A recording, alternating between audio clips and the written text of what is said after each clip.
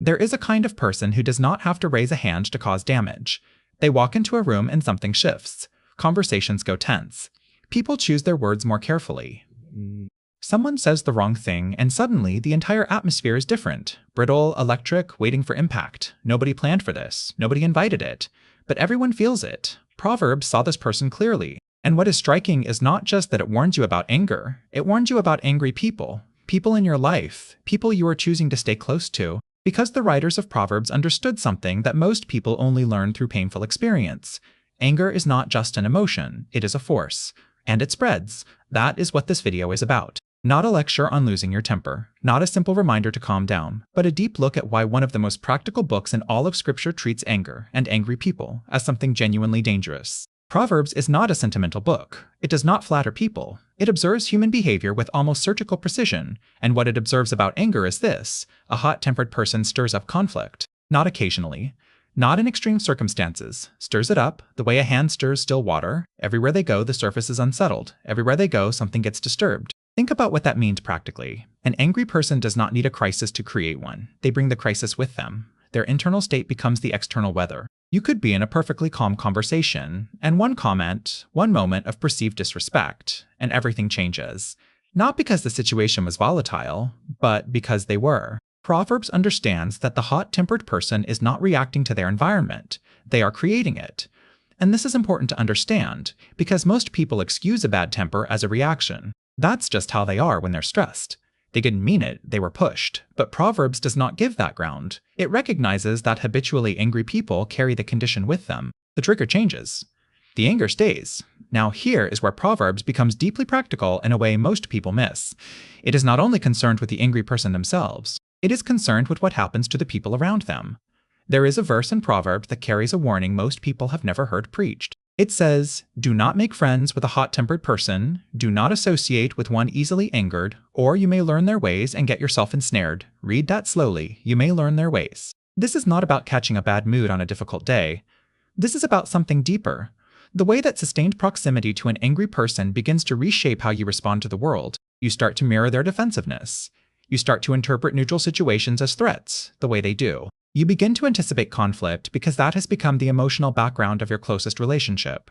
You stop expecting peace because peace stopped being the norm. And the most alarming word in that verse is not learn, it is ensnared, because that word implies that you did not choose it. It crept in. Slowly, almost invisibly, through repeated exposure. The person who lived with constant anger long enough did not decide to become defensive and reactive. They were shaped that way, one ordinary day at a time. Proverbs is warning you that angry people do not just hurt you in the obvious moments. They train you. Consider what anger does to a home. Not the dramatic explosions, those are visible and easy to name. Consider the low-level, chronic tension that lives in a house where one person has a short fuse. Everyone walks slightly carefully. Children learn to read the atmosphere before they speak. A spouse measures every sentence before it leaves their mouth. No one says so. No one holds a conversation about it. But the whole household has reorganized itself around one person's emotional volatility. Proverbs says that a hot-tempered person stirs up strife.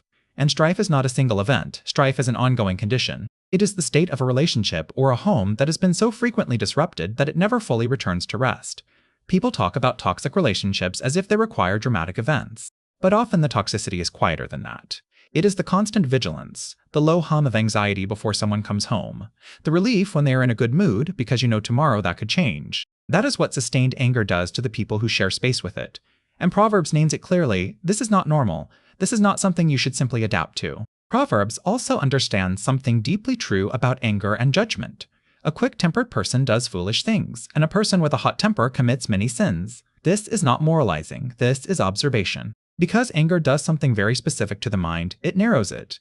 In the heat of anger, the ability to think broadly, to consider consequences, to weigh what actually matters, all of it shrinks. What remains is the urgency to respond, to retaliate, to win the moment. And the damage done in that moment, words spoken, decisions made, relationships severed, does not disappear when the anger cools. The anger was temporary. The consequences were not. This is why Proverbs places so much weight on patience. Better a patient person than a warrior, it says. Better one who controls their temper than one who takes a city. That is an extraordinary comparison. Physical strength and military conquest, and Proverbs says the person who governs their inner world has accomplished something greater. Because the most dangerous battlefield for any person is not outside them, it is inside. And the person who cannot win that battle, The person who is always a prisoner of what they feel in the heat of the moment, that person carries their defeat into every relationship, every conversation, every decision that matters. There is a piece of wisdom in Proverbs that sounds almost too simple until you understand it. A gentle answer turns away wrath, but a harsh word stirs up anger. This is not a conflict resolution tip. It is a description of how conflict actually works, how it accelerates and how it does not. Most arguments do not start at their worst. They arrive there. They escalate. One hard word lands, and the other person responds harder. One raised voice causes the other voice to rise, and what looked like a small disagreement becomes a rupture. Proverbs understood the mechanics of this long before modern psychology named it.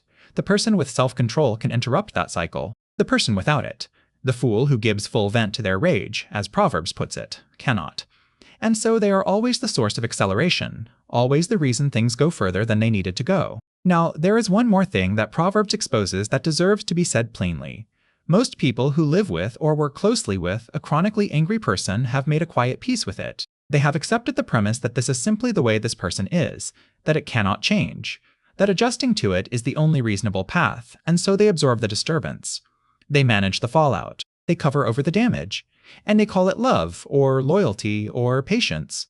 But Proverbs does not frame it that way. It frames tolerance of an angry person's control over your environment as a form of blindness, the failure to see that you're being slowly shaped, slowly diminished, slowly pulled into a pattern that was never yours. To say that is just how they are is to accept a condition that Proverbs says no one has to live under. It is to give away your peace permanently to someone who cannot protect it, because they cannot protect their own. The book of Proverbs was written for people living real lives, managing households, building friendships, making business decisions, raising children, navigating power. It was not written for the perfect. It was written for people who had to make choices every day about who to trust, who to stay close to, and who to carefully put distance between themselves and one of its clearest answers to those questions is this. The person who cannot control their anger will not protect your peace. They will spend it. Slowly, regularly, without meaning to, and sometimes very much meaning to. And the longer you stay close without wisdom, the more of yourself you will find reorganized around their volatility.